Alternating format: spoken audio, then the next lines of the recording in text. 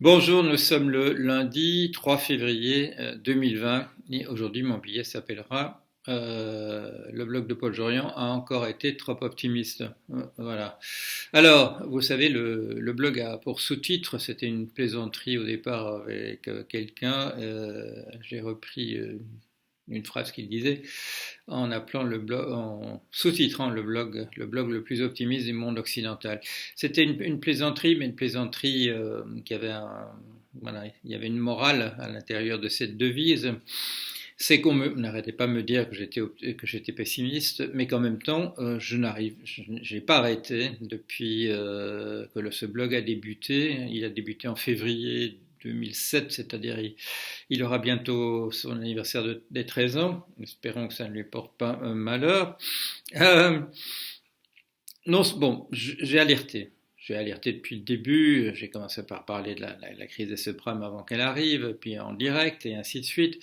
Mais à tout moment, le blog a été le centre d'une réflexion sur que faire, comment répondre, comment continuer, comment repartir, comment rebondir.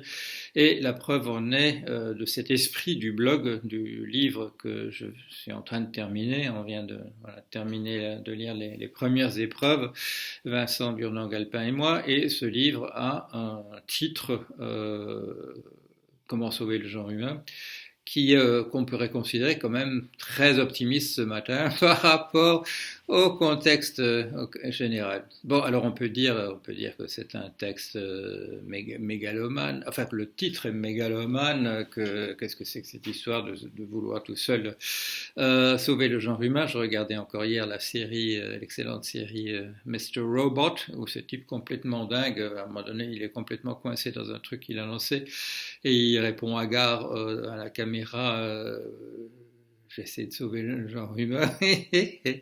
Voilà, je ne crois pas que je donne la même impression. Le gars, en plus, il est complètement camé. Mais sympathique héros par ailleurs, excellent acteur d'ailleurs. Euh, je m'égare. Voilà, on n'arrête pas d'alerter et de proposer des solutions. Et j'espère que ce livre, Comment sauver le genre humain, en tout cas le titre, il y a peu de livres qui s'appellent comme ça, mais le problème, il est le suivant, c'est qu'il y a 4 ans, en 2016, a paru Le dernier qui s'en va éteint la lumière, un de mes livres, et l'éditeur a voulu le sous-titrer par une sorte de bandeau, mais imprimé sur la couverture, et c'est sur l'extinction. Je crois, à ma connaissance, si vous connaissez d'autres exemples, dites-le moi, mais enfin, de toute façon, c'est pas une norme d'importance, que ce soit le premier livre en français sur la page de garde duquel se trouve le mot extinction, ou que ce soit le second ou le troisième, euh, le thème était neuf. Et pourquoi parler d'optimisme ou de pessimisme? C'est parce que dans le corps du texte, je dis aux gens, pour essayer de les alerter, mes lecteurs, je dis, si vous n'y pensez pas, c'est parce que vous considérez que oui, ce sera effectivement un problème, peut-être pas pour nos enfants, pas pour nos petits-enfants, mais un problème urgent pour nos arrière-petits-enfants, et que nous ne pouvons pas nous reformuler, nous représenter. Nous ne pouvons pas nous représenter nos arrière-petits-enfants qui sont encore à naître, et que du coup nous avons voilà, une tentation de réfléchir en termes de je m'en lave les mains ou après moi le déluge. Et en ces 4 ans, entre 2016 et 2020, j'ai cessé de penser que ce serait un problème pour mes arrière-petits petits enfants que je ne connaîtrais pas. J'ai vu que ce serait un problème certainement pour mes enfants, mes petits-enfants que je connais. Je me suis aperçu que c'était un problème pour mes enfants aussi, dans les conversations qui ont eu lieu au cours de ces 4 années.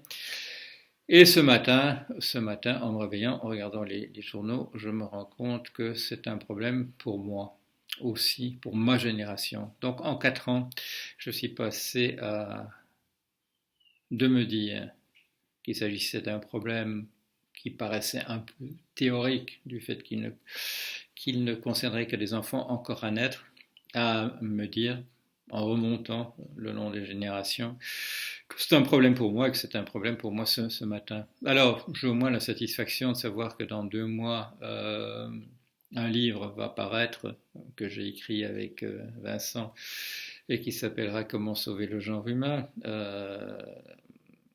Au titre, dans 2 mois, je vous assure d'une chose, le titre n'aura pas l'air mégalomane, personne ne dira ça.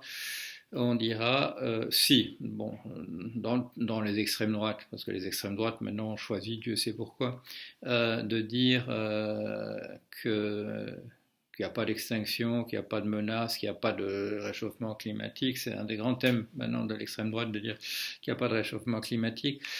Pourquoi est-ce que l'extrême droite en fait arrive à faire ça? C'est parce qu'elle a toujours des noms à mettre dessus. C'est la faute des machins, c'est la faute des untel, etc. C'est la faute de Jules. Et donc, c'est jamais des choses abstraites comme un réchauffement climatique ou la bourse de Shanghai. C'est encore un peu abstrait pour les extrêmes droites. Euh, Sinon, tout le reste du monde voit que M. Trump va être confirmé dans ses fonctions dans les mercredis, que M. Boris Johnson a prononcé le Brexit la semaine dernière et qu'évidemment les empoignades et du côté des négociations entre Européens et Britanniques ont démarré hier dans la journée, que l'Écosse s'apprête à déclarer son indépendance et que l'Irlande du Nord ne sait plus du tout où elle est. Par ailleurs, les malheureux Australiens ont un continent qui devient invivable de jour en jour et ils ont un Premier ministre qui dit non, non, il n'y a pas à circuler, il n'y a rien à voir. Et la presse australienne dit circuler, il n'y a rien à voir. Alors, je vois que dans les campagnes, on commence, si on voit quelqu'un qui a l'air asiatique, on commence à dire les salauds, vous allez nous tuer, etc. Ça c'est voilà, ça c'est la réaction, je dirais, des extrêmes droites classiques, c'est d'essayer de trouver des boucs émissaires. C'est pas les Chinois, chers amis, c'est nous, c'est notre espèce qui est telle qu'il peut y avoir des sauts entre des virus d'autres espèces et la nôtre. Oui, c'est lié au fait que nous sommes très nombreux, mais ça fait un moment que nous sommes très nombreux et ça s'arrange pas de jour en jour.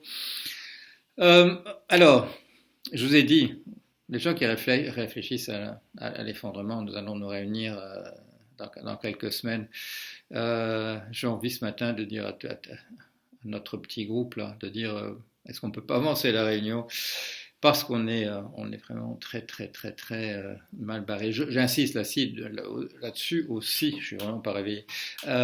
Depuis un certain temps, l'effondrement, ce ne sera pas un truc abstrait avec le grand mot effondrement écrit en lettres de feu dans le ciel. Non, non, c'est des choses qui vont se passer chez nous, où on pourra mettre des noms si on veut. On peut dire Trump, on peut dire Boris Johnson, mais c'est évidemment pas le genre de nom que les extrêmes droites choisissent. Eux, ils préfèrent s'attaquer à des religions entières, à des ethnies entières. Évidemment, il y aura des gens qui seront responsables ici et là de pans d'effondrement. Je viens de donner deux noms. Il y aura aussi des phénomènes de type épidémie. On le mentionne, heureusement, on y a pensé dans comment sauver le genre humain. On parle des épidémies, on ne consacre pas 10 pages à ça, mais j'attire l'attention sur le paradoxe qui fait qu'on a éliminé la variole, mais qu'il y a des laboratoires où on essaie de le ressusciter, enfin on a encore des souches, mais pour en faire des armes de guerre. C'est ça la difficulté du genre humain. Et je le signale aussi ça depuis un certain temps, c'est que de nous dire il y aura un effondrement sympathique, voilà, simplement chacun va se retirer sur ses terres et puis voilà, tous les bisounours vont se mettre d'accord, se tenant la main et ça va marcher. Non, non, il y a neuf pays qui ont l'arme atomique. Et comme je le disais, voilà, il y a déjà pas mal de temps, je crois que c'était dans une des chroniques que j'ai écrites, la probabilité qu'il n'y en a pas au moins un des 9 qui s'énerve dans le processus d'effondrement, elle est nulle. Et il faut, je relisais le chiffre dans le manuscrit, il suffit que 0,7% des armes nucléaires dont nous disposons soient utilisées pour créer un hiver nucléaire qui rendra les moissons impossibles, sans compter le genre d'aventure qu'on peut voir dans le film Sur la route, inspiré du roman du même nom. Voilà, un petit billet d'humeur, comme on dit, lundi matin, le genre de billet que j'aimerais autant ne pas vous faire, surtout que, comme vous avez pu le voir, Je le fais véritablement au saut du lit. Je n'ai pas encore de chaussettes, parce que, en regardant les journaux, je me suis dit, il faut absolument que je dise quelque chose. Voilà. Passer quand même, pour autant possible, une bonne journée. Mais l'effondrement, c'est pas un truc pour dans 10 ans, dans 20 ans, dans 30 ans. Il est là à nos portes. Allez, à bientôt quand même.